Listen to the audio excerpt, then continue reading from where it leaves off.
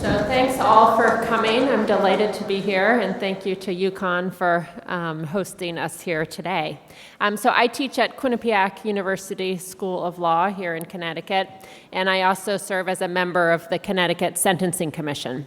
So I've had the opportunity to work with the commission in these past few years to study possibilities for reform of our system. So I'll start by introducing our panelists, and more full biographies of them are available in your packets. So we're going to start today with Joseph Krakora, who is the head public defender in New Jersey and has held that position since 2011. He's been with the Office of the Public Defender in New Jersey since 1986 and served at one time as director of the Capital Litigation Division. He has been instrumental in bail reform efforts in New Jersey, and you'll hear about those efforts today. He's a graduate of Princeton University and Cornell Law School. We'll hear next today from Kimberly Foxx, who leads the Cook County State's Attorney's Office in Chicago. Prior to her election this last year, she was chief of staff for the Cook County Board president and worked to reduce racial disparities in the juvenile and criminal justice systems. Her efforts led to a reduction in the Cook County jail population. She served prior to that for 12 years as a prosecutor in Cook County. She holds a BA and a JD from Southern Illinois University. We will then hear from our folks in Connecticut, Deborah Sullivan, who's legal counsel for the Connecticut Public Defender's Office.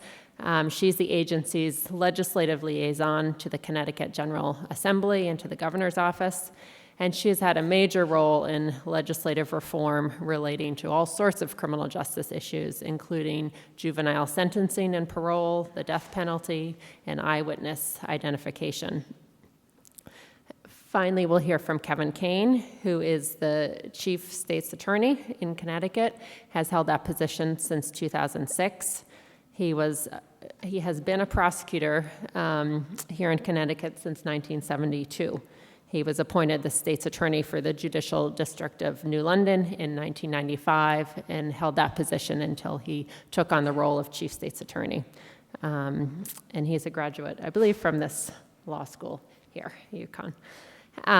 So with that, I'm going to turn it over to our panelists. We'll hear first from Joe Krakora, and I would ask you, Joe, to speak about the reform efforts in New Jersey. What persuaded you to support these reforms? What made it possible to achieve this sort of large-scale reform in New Jersey?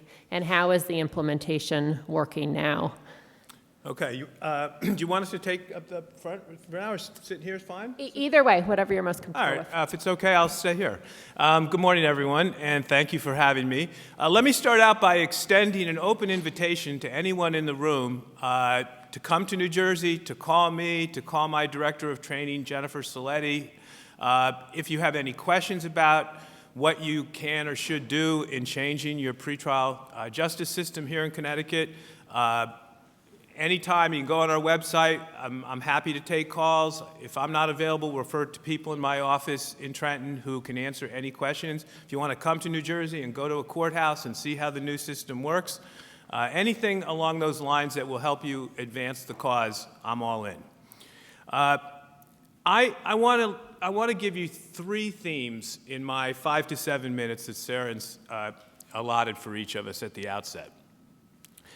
The first theme is that to make this kind of fundamental change in your pretrial release system, all stakeholders have to buy in. You can't do it if you have some constituencies working against the fundamental change from a money-based system of pretrial release to a risk-based system. And in order to do that, stakeholders have to accept, in my view, two basic principles.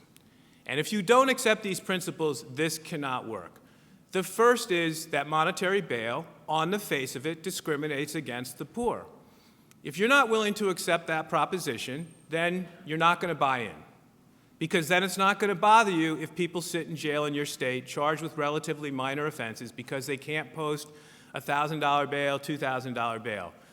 In the fall of 2012 in New Jersey, a snapshot of our county jail population showed that 1,700 people were in jail, held pretrial only because they couldn't post a bail of $2,500 or less.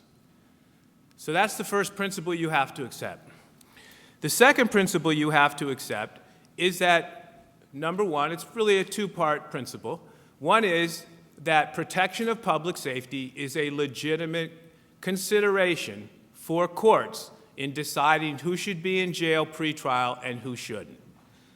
So prior to January 1st of 2017, the law in New Jersey did not allow a judge to take into account protection of public safety in the setting of bail, because bail theoretically was tied only to risk of flight, the concept, of course, being that you have a monetary stake in coming back to court, you're more likely to come back to court.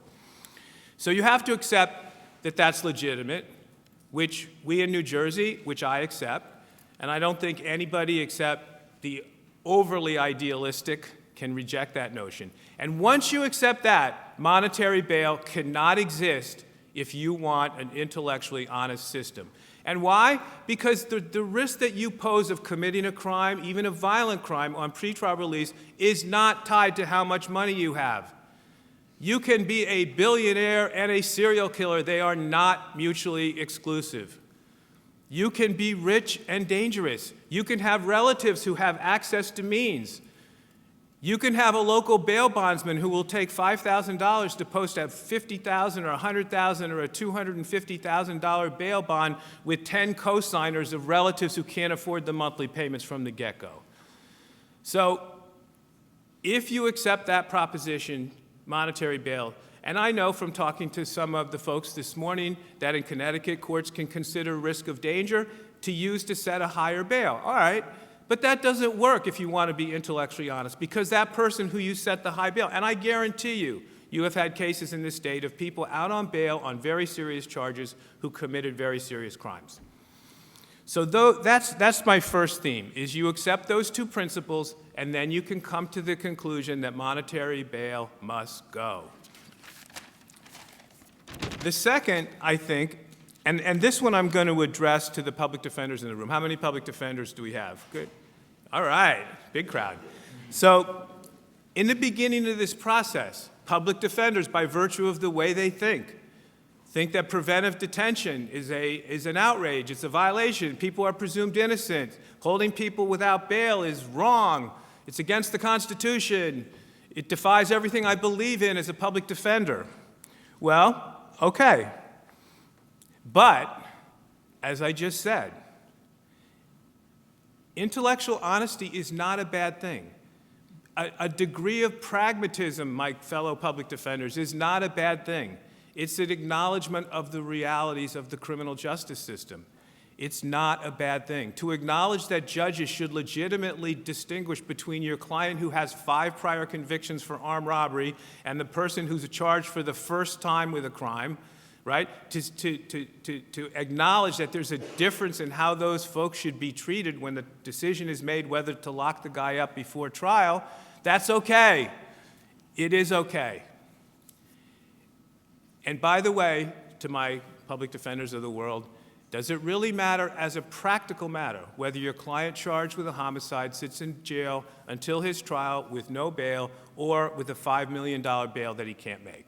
As a practical matter, is there a difference? And in New Jersey, prior to January 1st, 2017, there was no statute, no court rule, and no court decision that defined a right to a speedy trial.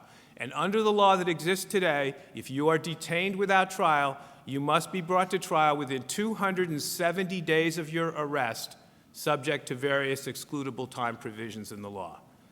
So I can live with that. And finally, my third theme is this. You cannot do this in a piecemeal or gradual manner.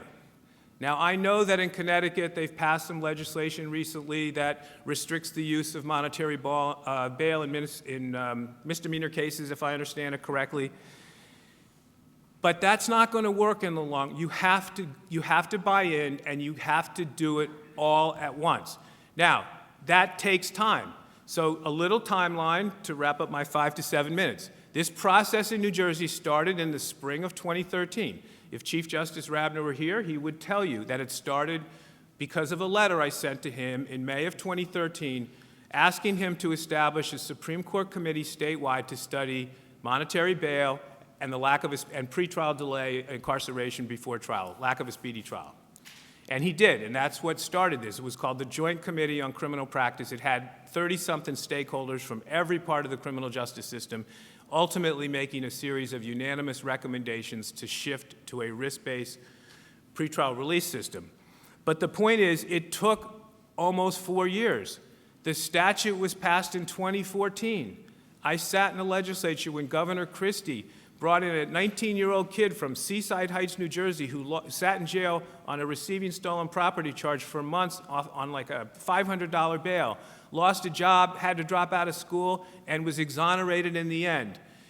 And then he brought in cases of this one particular case in New Jersey where 4 people who have now all been convicted of this carjacking murder case at the Short Hills Mall, this affluent community in North Jersey. And 3 of them were out on bail on serious robbery charges, had made substantial bails. People who would, right today in New Jersey, would be in jail, held without bail. And so it took that amount of time. We had to pass a constitutional amendment to eliminate the right to monetary bail for everybody except someone charged with a capital offense.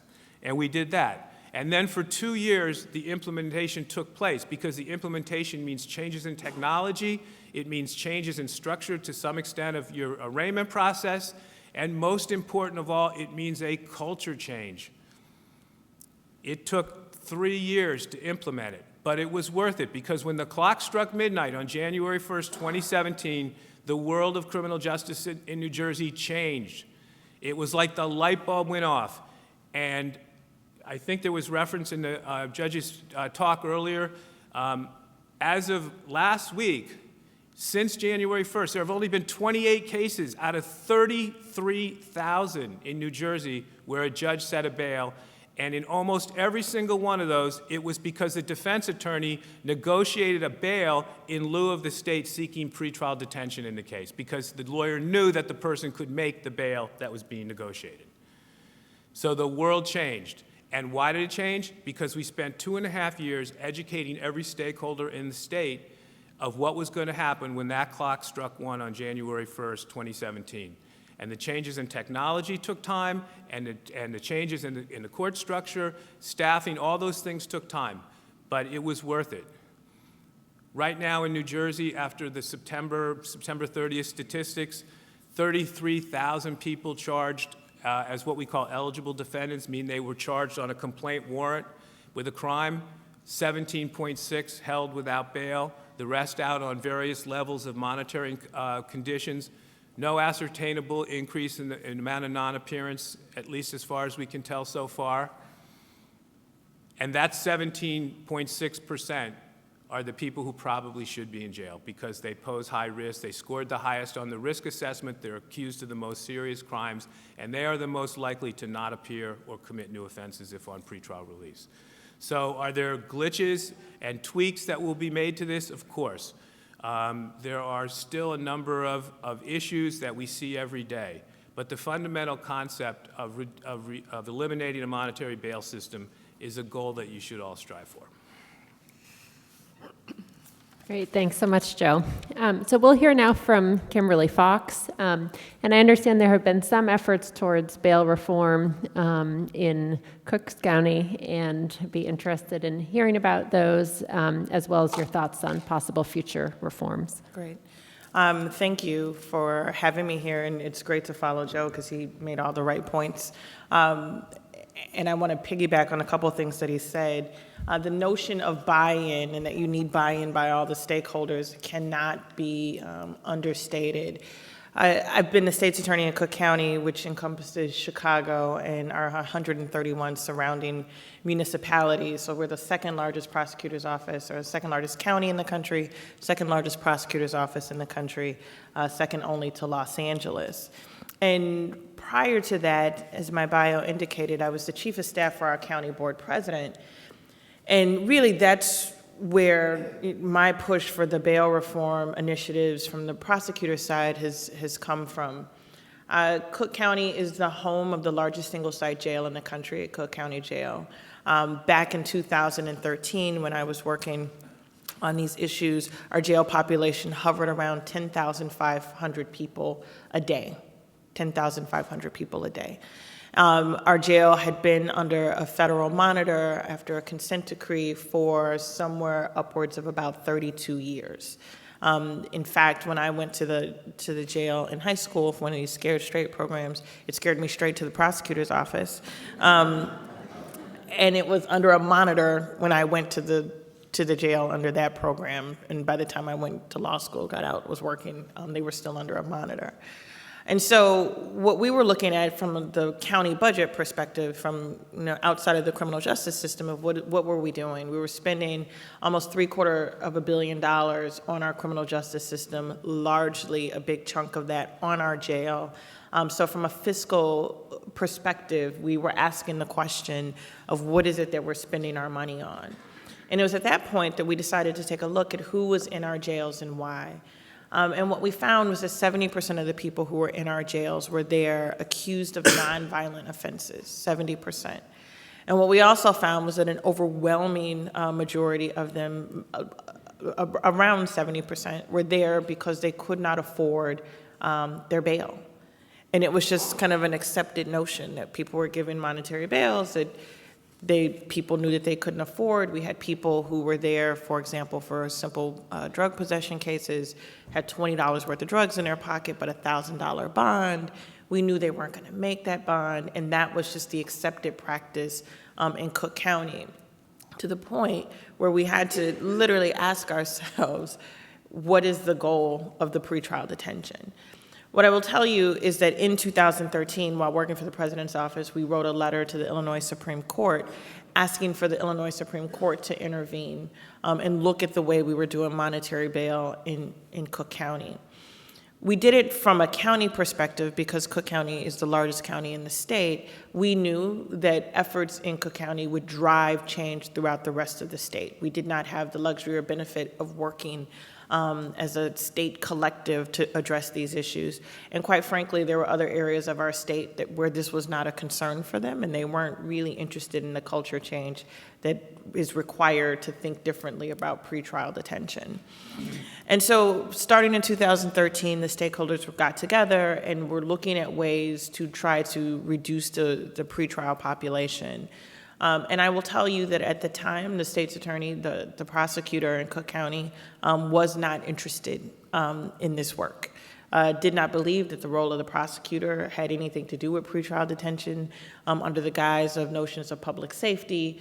The belief was held by my predecessor was that they're accused, if they can't afford the bond, that's on them. And so I say that to say that, yes, buy-in absolutely matters, but sometimes you do have to go piecemeal when you don't have all of the stakeholders at play. So some of the things that we did early on was we got this group together with the MacArthur Foundation. We went out to Washington, D.C. to look at the model that they had there. We looked at the Arnold Foundation tool and was asking, was there room in Cook County for a risk assessment tool to be introduced? The risk assessment tool was introduced in a limited number of cases just to get it going, to get the buy-in from the stakeholders of its utility in the courtroom. And we chugged along very slowly, hoping that it would catch on. Our sheriff, our Cook County Sheriff, Tom Dart, was very much on board. Our public defender was very much on board. The county board president, and who held the purse strings, was also very much on board. The judge, the chief judge, was slow and reluctant. There was reticence and fear of what happens when someone gets out and does something on this tool. And quite frankly, in these conversations, I think if we are being intellectually honest, some of the holdback was the fear that comes in the criminal justice system of someone being released on pretrial, something happening, and that judge's name or that prosecutor's name being in the paper. And so that cultural kind of dynamic was very much at play, and our chief judge would do just enough to look like we were moving towards reform efforts in Cook County. But quite frankly, his judges were concerned about what would happen if we were not holding so many people pretrial. I think it's also really important to talk about our use of incarceration or pretrial incarceration is reflexive. The ability to think otherwise, to think, well, what do you do with people if you are not holding them before trial, as prosecutors, was foreign. So even as we are working on these issues now, the cultural change within my office of believing what is the other, well, what does that mean if you're not holding them, is really entrenched. Same with judges, and to a smaller degree, sometimes even with our public defenders. So when I got into office last year, I knew that those efforts had already begun. I thought that we could really have substantial movement if the prosecutor was leading those efforts. So some of the things that we did early on, we met with the public defender, and we started identifying people who were in our jails for low bonds. They had to post $1,000 or less and couldn't post them. So we went to the sheriff, we got a list of those folks who were in the jails who we knew it was because they could not afford to pay, because they'd been there 3 months, 6 weeks, and they had to pay sometimes as little as $300 and they couldn't get out. So we then went and filed joint motions for them to be released on their own recognizance. The public defender and the state's attorney together going in and asking for these folks to be released on their own recognizance. That population of people who were there for that amount was a relatively small amount. Out of the, at that point in 2016, we had driven the jail population down about 25% with this concerted public pressure effort on looking at judges and the bail amounts they were receiving. But so the population was about only 500 people who were there for this $1,000 or less. And so we weren't really going to have the significant push that we needed to move it further. So then what I did was I set up a protocol with my prosecutors in bond court on asking for recognizance bonds, I-bonds, on a myriad of cases, misdemeanors and felonies. Because even as you're doing things piecemeal, the comforting thing to do might just be start with low-level misdemeanors, which your impact is not going to be significant if you do it that way. And so my office came up with a list of offenses, felonies, and misdemeanors in which our attorneys would be asking for recognizance bond, where we would not be asking for monetary bail. At the same time, in the universe around us, there had been a lawsuit that was filed in Cook County about the constitutionality of monetary bail. There was also the lawsuits going on across the country. And I think at that point, our chief judge in our Supreme Court was recognizing that the winds were potentially going to change very swiftly as these issues were being litigated, and were more willing to come to the table and push the ball forward. So I will say some of the challenges just from even as our office increasing the ask for non-monetary bail and asking for pretrial release was, again, I had prosecutors that didn't buy into it. So when you talk about stakeholder buy-in, that's one thing. Your own inner office buy-in is another. Our attorneys were very uncomfortable with asking for pretrial release. They did not believe that it was enough assurance, the risk assessment tool, the Arnold tool, to make them feel comfortable. Because, again, you're shifting from a model that people had been trained on quite literally for decades of how to operate in this realm. And the risk assessment tool, however validated it had been, the training, lessons learned, is the training for your frontline folks needs to be really substantial so that they understand how this is working. Telling lawyers to understand risk assessment tools, to take into a myriad of other factors and buy into it is not easy. And asking them to put their names behind a tool that they don't believe in is also a challenge. But we did that, and we put pressure down on our state legislature as well to push legislation, and they started with misdemeanors and non-monetary bail with misdemeanors. And then as we continue to do this push throughout the course of this year, our chief judge back in July issued a general order to all of his judges that essentially eliminated monetary bail except in rare circumstances as it related to public safety in Cook County. Now, again, it was huge, because we were doing all of these things kind of off on the side and hoping that the judges would be with us. And then you had a mandate that came from the chief judge, and he changed, in fact, the judges in bond court because he recognized the cultural piece. We stopped calling it our bond division and we called it our pretrial division. There's an effort to increase pretrial services and resources for that. And the training on the risk assessment tool went out more widespread, and we had 6 new judges who were assigned to this unit who wanted to be there, again, to increase the buy-in from the judges who were going to have to make these decisions.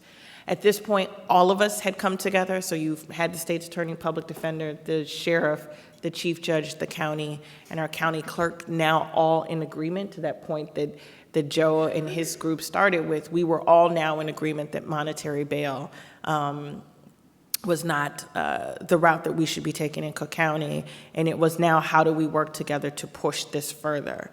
So the general order started there. We then collaboratively came together and are petitioning the Illinois Supreme Court to change the Supreme Court rules around monetary bail, again, so that it can now be statewide, that you won't have one effort in Cook County that differs from our neighboring counties just across the road. And so we took a different approach. We took the piecemeal kind of backdoor way in, recognizing the complexities that we had of the stakeholders in our system. I'm fairly confident that we will get a Supreme Court rule change in short order where monetary bail will be eliminated in Illinois. Great. Well, thank you so much. We'll turn now to our Connecticut panelists. So we'll hear first from Deborah Sullivan about Connecticut's recent legislation in this area and thoughts on future reform possibilities for Connecticut. Well, welcome everybody. And here in Connecticut, we are extremely lucky because we happen to have a system of criminal justice leaders that do collaborate on many issues. And the Sentencing Task Force, which was the creation of the legislature, has been at the forefront when it comes to changing things such as eyewitness identification and areas in the juvenile, the Miller-Graham types of hearings. And so we are really at the forefront of getting all of those people at the table. All the stakeholders are there. There is nothing here today that will be accomplished. I'll, go along with the comments made before, that can happen without having the judges, the defense bar, the private and the public defender defense bar, the prosecutors, the victim advocates, and all of these things that we've done in the past. They must all be at the table, along with law enforcement, DV advocates. Everyone needs to be there, otherwise you cannot accomplish what we're looking at today. One of the things I wanted to say is that we're very lucky with the judicial branch. They have the Court Support Services Division, which is really at the forefront in the nation as far as use of the risk assessment tools that they currently have that have been validated, and they're utilizing those at parole and probation levels. So what happened with our division here is that a couple of years ago the discussion started on this particular issue, and we knew that there were a number of people in the tens of thousands that were being detained, and they could not afford a bond. In fact, when I was actually out in the field, now I'm up at the chief's office, but out in the field I remember so many times, there were people that would come in, it'd be a $50 bond, it'd be a $100 bond. It was absolutely academic. There was no way someone was going to afford that bond and get out. So they would stay pretrial. Nowadays, without this type of legislation that just passed, what we would have are people coming in for low-level offenses, larcenies, prostitution. They would come in, they would be held, and by the time they came back to court, they'd plead out to a time served, and they couldn't afford the bond in the meantime. So where did they go after they pled out and got released back on the street? Right back to where they were. There's nothing in place. So our agency, through our former chief public defender, Susan Story, and now through Chris Rapillo, who is unfortunately not able to be here today, and through Terry Dalton, who is here today in the back, she's the head of our Waterbury GA office, have always advocated for, we talk about re-entry into the community. We want to see no entry at all into the prison system. And that is one of the things we have been advocating for years, no entry to start off with. We do acknowledge that there are those people that are so seriously dangerous that they should not be released. And we see that with the types of bonds that are being set in some of the jurisdictions where the bonds are just so huge, there is no way they're going to be afforded and posted. So that's a type of preventative detention that we have currently in the state. But there is a real inequity when it comes to indigent clients, which we represent well over 90,000 of them throughout the state within our 43 offices, and those people who are seriously dangerous that can get out on a bond. So this is a good move to go forward. One of the things that happened is this legislation that came up with our Public Act 17145, and it's through the wisdom of this sentencing task force, the legislature, and our governor, who is extremely progressive in these areas, that all of this is able to come forth, and people are able to reach a consensus and collaborate on these types of issues. And so now no cash bail can be set in these misdemeanor cases.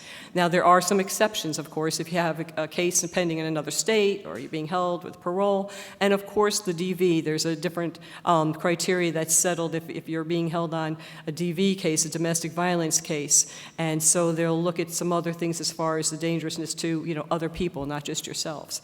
But this, in speaking to, the other day I had a meeting with people talking about public defender legislative proposals. In speaking to representatives from our over 43 offices, all of them agreed that we are really seeing a decrease in the numbers of people that are going in pretrial. And that's a good thing. And hopefully we're able to help them while they're there in pretrial mode outside in the community, so that they don't get separated from their families and their children. And I understand that they've done something or been accused of something, but they are presumed innocent. And so there are times when we've been, we've heard that saying, well, they should have thought about that before. Well, maybe. But most of the clients I ever represented didn't come from the world I was raised in.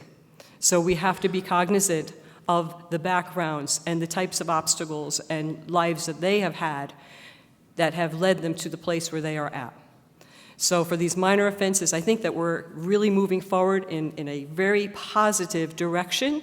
It is a small step having this new legislation where there is no cash bail. And then for those misdemeanor cases, if it's a DV case, there's certain criteria. You do get reviewed every 14 days. It used to be every 30 days you could be reviewed for a bail modification. Now it's 14 days and set criteria where you could be remanded to DOC if the court makes its findings that way. But this is such a great and huge step. I will say it's not going to be easy going forward.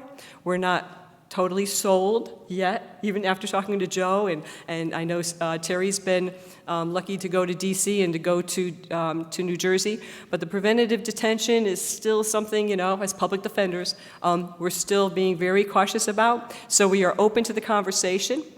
We want to contribute. Anything that's going to help our clients in the long run and keep them out of jail is, of course, something we always want to be involved in the conversation. And one of the areas we do want to make sure that we discuss are things like the inclusion of domestic violence cases, and that could be people who could be held preventively because we've got some minor offenses, breaches of peace, things like that, that maybe those don't need to be included in that area for preventive detention. So there's some areas of discussion that I look forward to and we will be involved in, and hopefully moving on. It'll take a couple of years. This is a very short session, so there's nothing that's going to get passed this year, I would think. But you never know, because Alex is very persuasive, and he's got a lot of contacts at the legislature. You never know what could happen. But, looking forward to this discussion, it's going to take some time, and I do think that looking at the whole picture, you cannot really do this piecemeal. You really have to invest all of what we have and all of our backgrounds and our wisdom into this endeavor together. Great, thank you, Deborah. And just to clarify some of the terminology for those less familiar with it, our new legislation eliminates the cash-only bonds, yes. Meaning that judges can't require a defendant to post the entire amount of the bond in cash, but it does still retain the money bail system, meaning a defendant could use a bondsperson or, in some instances, post 10% with the court. So just to clarify the terminology there. Okay, so let's turn to our final panelist, Chief State's Attorney Kevin Kane. And we would love to hear, Kevin, I think, on your views on where Connecticut should head on this issue. Should we move to a preventative detention scheme? What's your views on sort of what should change, if anything, about Connecticut's current system? I think Justice Daniels this morning really set the stage and made it clear that we ought to go on and take the next step. we have a terrific advantage in Connecticut, I think, is because since at least 1970, Connecticut's been doing has taken great strides and consistently taken great strides. It's not just fits and starts, but continuously mitigating the effects of pretrial detention and focusing on who really ought to be detained and who shouldn't, and trying to set up systems. We've had the bail commissioner, what was originally called the bail commissioner back in 1970, that was established, that reviewed bonds set by the police and had the authority to reduce those bonds. They've gradually gone on to the more recent steps were jail re-interviews, where bail commissioners, CSSD, would interview people after they were held for a while in jail and come back and make recommendations if they felt they should be released. We've had great efforts made by CSSD to provide pretrial services, which would reduce reoffending for people who were let out, would reduce reoffending and would make it more likely that they would appear in court. And we really have done great things. We're still stuck with monetary bail. Back when in the 1970s and mid-70s and into the 80s, I think, most of the bondsmen in this state were professional bondsmen. There weren't that many. They were a relatively small number. They were known to each other, and most of them were good. Not all of them. Most of them were good. Some of them were spectacularly not good in certain ways. But they knew the communities, they knew their neighborhoods, they knew their people, and they acted mostly professionally and responsibly and well. Then the whole thing ballooned. Insurance companies who had nothing to do with Connecticut got into the business. What used to be a $100,000 bond on a murder case, that used to be a normal bond. Seemed adequate. Now, we're talking about bonds that are $5 million, $6 million. Holy mackerel, that doesn't make sense. Low offenders, we have to get away. We have to amend the Constitution. Our Constitution won't allow preventive detention. If we're going to address this in a different way, we have to figure out how we're going to do it and work it out and propose a constitutional amendment that'll get accepted, and then set up a more realistic and proper and accurate and better functioning system for determining who should be detained prior to trial and who should be released. And I think all of us in this room and everybody agrees that it shouldn't be based on a person's ability to pay. If that's the only factor that holds people in pretrial detention, that's wrong, and we got to fix that. And there are ways to fix that. Other states have done it. I think we can do it, but I think, and every so often I think we can do it, and then I hear somebody start talking and think, oh, this is going to be harder than I thought. And it is going to be harder than I thought, but we really can't sit down and negotiate these things. I think we have to deal with these questions, and we have to do it together. How do we deal with people who are dangerous? How do we deal with the Robert Dursts in the system? We can do it now easily. You put a $10 million, $250,000 bond for Robert Durst. We put a $10 million bond on him, if you can, and hold him. Well, that's not intellectually honest. That's not the way to do it. But it's the only way we can do it under our Constitution. So we do have to amend the Constitution, and that gets into how do we address these issues. How do we set up a process where we can determine who is dangerous, who poses a real danger to the community if we don't hold them prior to trial. The Winter Hill Gang people who are going to kill, somebody's charged with shooting somebody who's, if they're released, they're going to go out and shoot the witnesses against them. How do we deal with people like that? How do we deal with the serial rapist? How do we deal with the serial home invader, potential murderer? How do we deal with them prior to trial? And how do we set up a system that deals with them appropriately? And how do we set up a function where the court can hold some type of hearing to make that decision? And what rules will apply to those hearings? How is the court going to be provided with the information necessary to enable the court to make an informed decision whether or not to release a person who may or may not endanger the community? or to evaluate the risk. To what degree can we rely on these risk assessment tools? There are some very good. CSSD has been using a risk assessment tool for many years now. There are others who say that risk is, and it's been validated. Others say, no, that risk assessment tool is not proper. There ought to be another one. We have another one that's been validated. Well, who's going to determine which tool is right and who's right? There are good arguments to be made for the tool that CSSD uses. There are strong arguments to be made that there are other tools that ought to be used. The two things we have to face is A, the likelihood of the risk of failure to appear and the risk of reoffending. And it's not just the people, the proponents all say, of course, we got to lock violent criminals up. We have to lock, nobody wants to admit we're going to release violent criminals. We'll do all of these reforms that sweep everybody else up. We have chronic low-level offenders. What do you do? Right now, possession of heroin is a misdemeanor. What do you do with the store owner, small store in a low-income neighborhood that's barely making a profit, who calls the police and say, I've got these drug users who hang around in front of my store. Customers won't come in anymore. They're driving customers away because they can't park in the neighborhoods. There's loads of car burglaries where things are stolen out of cars. Because of that, customers aren't coming in. And the store owner can't continue staying in business. They're going to close up. Pretty soon there's no store in the neighborhood.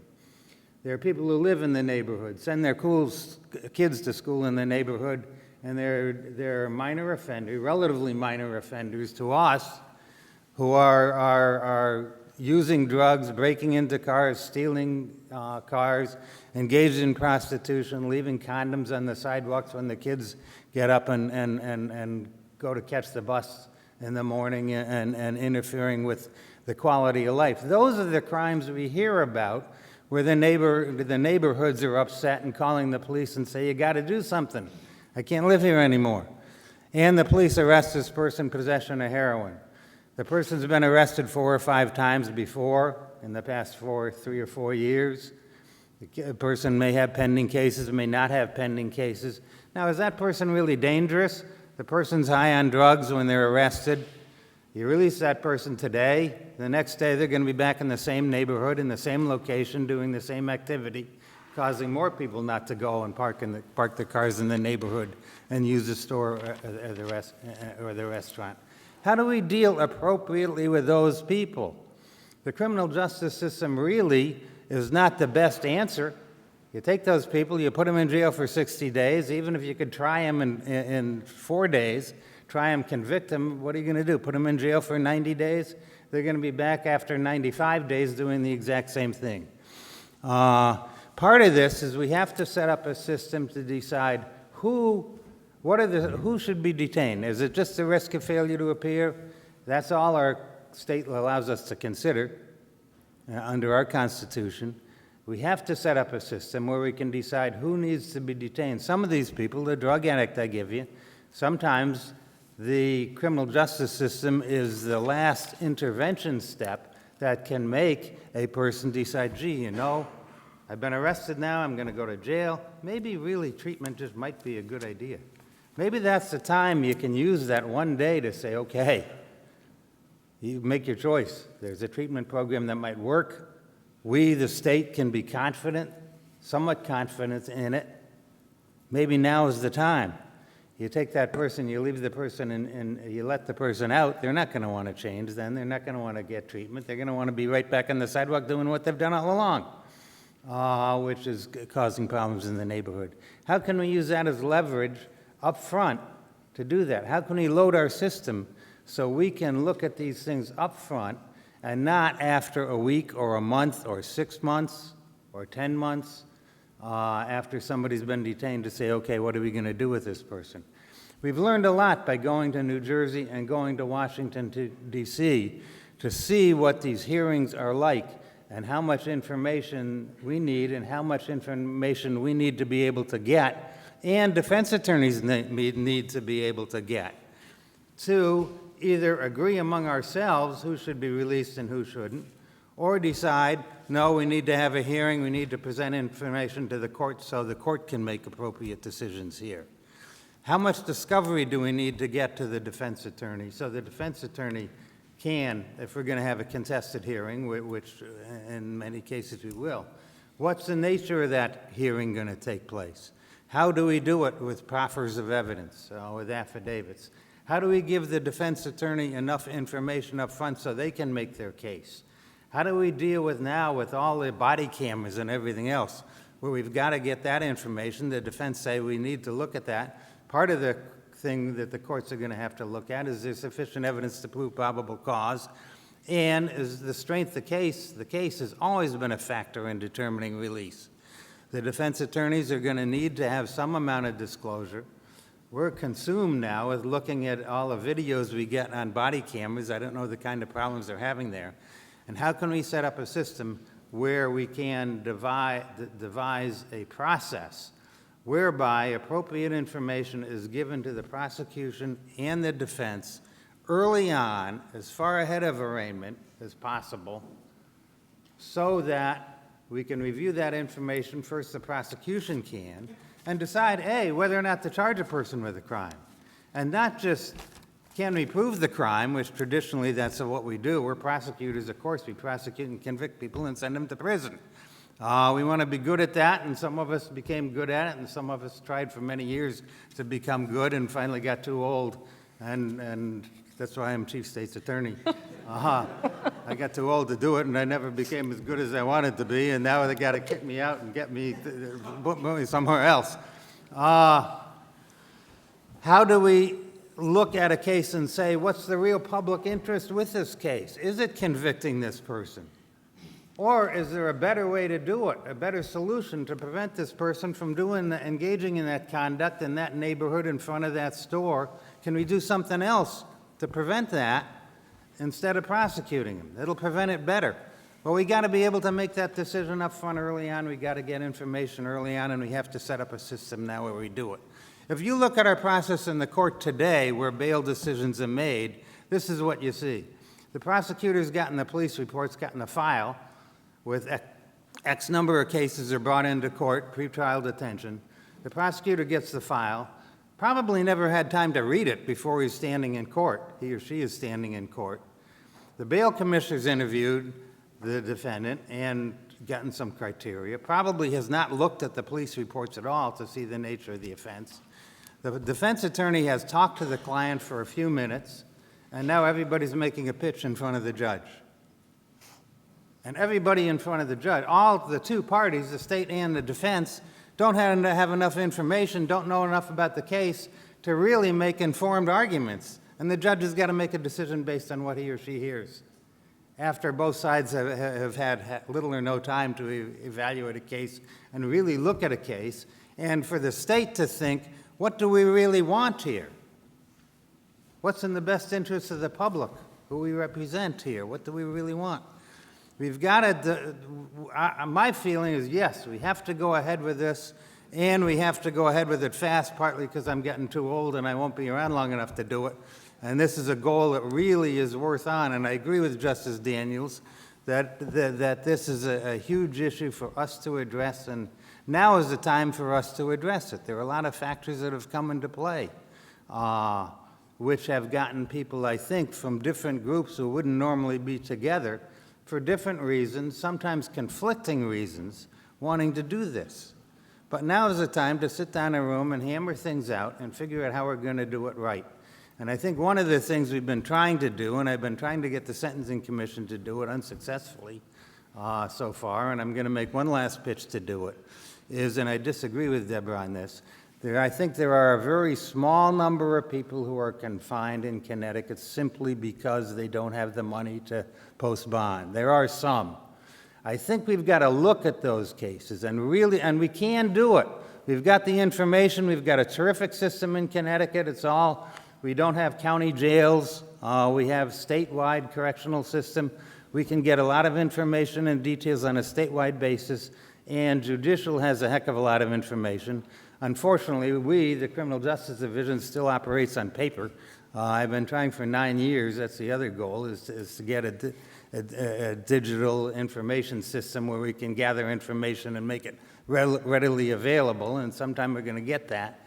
But we've got to look at people now and say, who is being confined now in lieu of bond, and who's being released in lieu of bond, and why? Why are judges confining these people? What are the reasons? The individual who appears to be confined on a misdemeanor on a relatively low bond, you look and they have several other pending cases in different GAs or JDs, some of which are very serious. We need to look at why people are being confined and decide should they be or not. And how are we going to focus on that issue and enable judges, courts, to have the proper information they need to make that decision? So Kevin, I'm going to just jump in for just a second, just because we got our 10-minute warning, and I want to be sure we have time for questions. But I think those were terrific calls to action and helped give us a lot of focus. But we'd love to hear some questions from the audience, so let's open it up.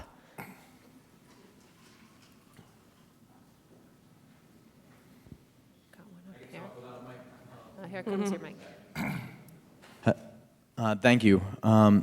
It could be for anybody, but this is for Joe. You mentioned a number. You mentioned currently 17.6% of folks are held without bond in New Jersey, and the others presumably are out with some sort of conditions. But I don't think that fully articulates the actual numbers for people that are incarcerated pretrial versus the other inmate population. You're, at least from checking out the information, that percentage or that difference has gone down significantly since you guys started this discussion. Since 2015, down 34%, and just in the last, since January 1st, down 15%. So that number, I think, is important to us. So can you talk a little bit about that? So since January 1st of this year, last time I checked, I believe that so in New Jersey, when you are arrested on a charge, you go to the county jail until trial, as opposed to a state prison. I guess it's different here, I guess. In any event, so our county jail population is the key. It's down 15 to 16%, I believe, since January 1st, since the new law went into effect, which basically reflects people who have been released on conditions who in the past would have been held on low or moderate bails. Before the law went into the effect, the judiciary made a concerted effort to try to get cases resolved of people in jail in lieu of bail, knowing that once the speedy trial law went into effect, it was going to put a lot of pressure on the whole system to move cases more quickly. So the 34% number is going back compared to our county jail populations 2 years ago during the implementation phase of this. I just want to make one other real quick comment, because it's something I learned the other day when the Connecticut contingent was in New Jersey. You guys have a really big advantage here in that you have a well-defined pretrial services agency, as I understand it, which is really critical. And the one real big issue we're having is that we never had one, so it's been newly created. And the role of the Pretrial Services Agency is critical to making this kind of system work, and it goes directly to what Kevin was saying. If you're arresting drug addicts who are going to reoffend because they are addicted and they're going to commit property crimes, you need a pretrial services agency that can, and they're going to be released under this new system, that you have to have a pretrial services guy that can direct them to services and monitor to some extent compliance with those services. That's a very tricky issue. We don't have the ability in New Jersey right now to refer our clients to mental health counseling and drug treatment programs that are court monitored as conditions of release.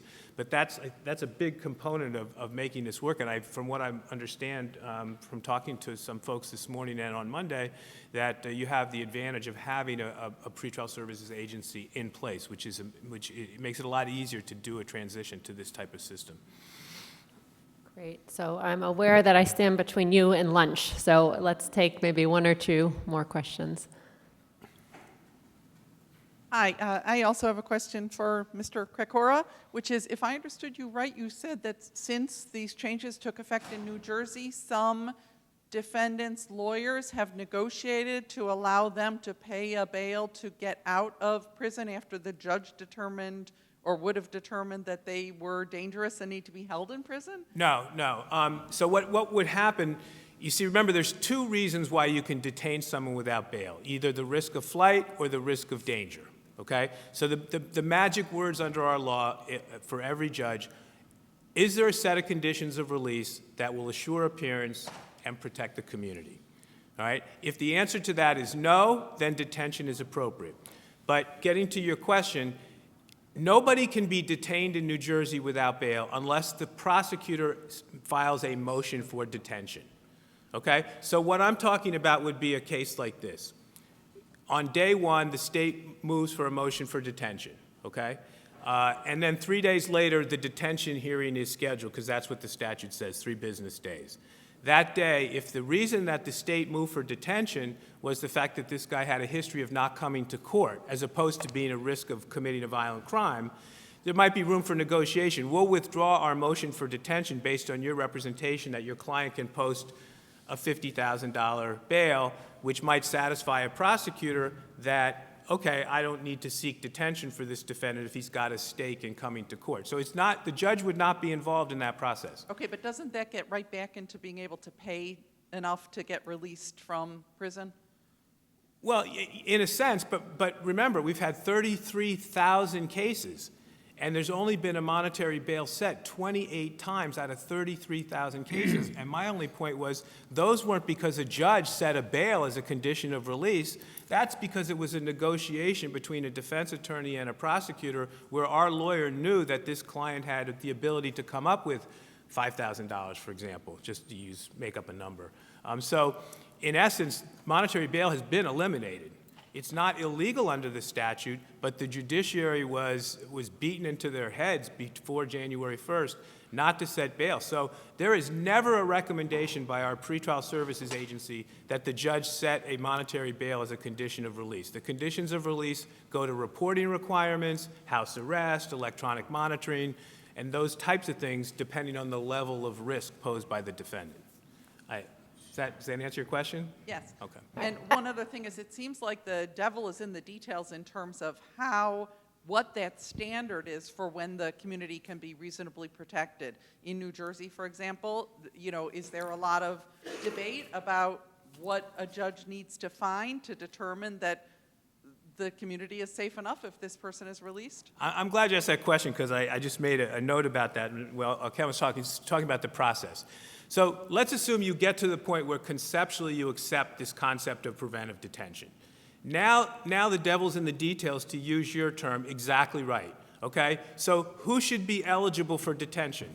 What types of crimes can you be charged with and be eligible for detention? What are the discovery rules? What does a hearing look like where the judge entertains Kevin's motion for pretrial detention? All right, all those things are defined in our statute. Some of them have already been the subject of litigation that's gone to our Supreme Court, right? Things like, do you have to call a witness if you're a prosecutor, or can you proceed by proffer, police reports, affidavits, right? What is the standard of proof? The statute says there has to be clear and convincing evidence that there's no conditions of release that will assure appearance and protect the community. Those are the magic words. Another big issue in these, and our statute is a little different from D.C. in this sense. Are there going to be crimes for which there's a presumption of detention? Okay, in D.C., if you're charged with sexual assault, armed robbery, kidnapping, carjacking, homicide, there is a presumption that the defendant has to overcome. Otherwise, that defendant will be detained. Our statute has a presumption that if you're charged with murder or a crime punishable by life in prison, there's a presumption, but not some of those other crimes, although in every one of those cases, pretrial services recommends to the court that release not be granted. So there's all kinds of nuances. You make a very good point. The devil is in the details. And those are things that get hashed out in the legislative process, right? And then by court rules. So in New Jersey, that's another thing that we did over the 2 years before the law. The statute, we knew what the statute said, and Supreme Court committees formulated court rules that were consistent with the statute and sort of clarified points like the ones you're concerned about. But you're absolutely right. Once you agree to the system and you're going to have preventive detention, then you have to pay careful attention to the rules of the game, right? What does it take to detain someone? What constitutes danger to the limit that detention is justified? But it's an excellent question. Okay, great. I think we have time for one more, if anyone else.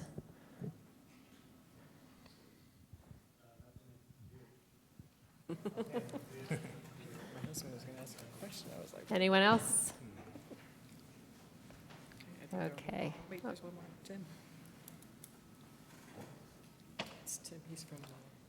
Perhaps someone I want to ask could let the audience know how many persons are in Connecticut prisons today and what percentage of them are being held pretrial as opposed to having been convicted. And then my follow-up would be, has there been any sorting mechanism among those persons being held pretrial that has centered on whether those persons are dangerous to the community, or are they just being treated with sort of a totality of the circumstances, standard set of factors that we've always used?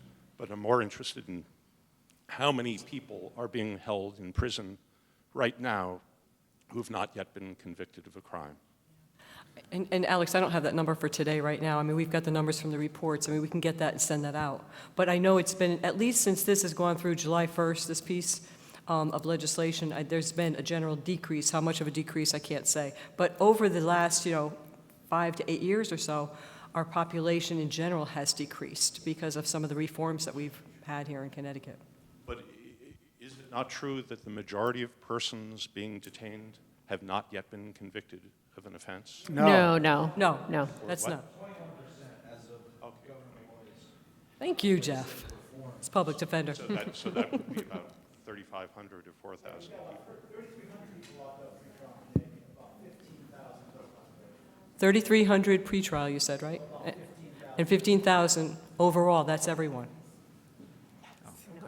Currently, thank you. Thank you, Judge Deborah. All right. Great. Well, thank you to our panelists. Let's give them a round of applause.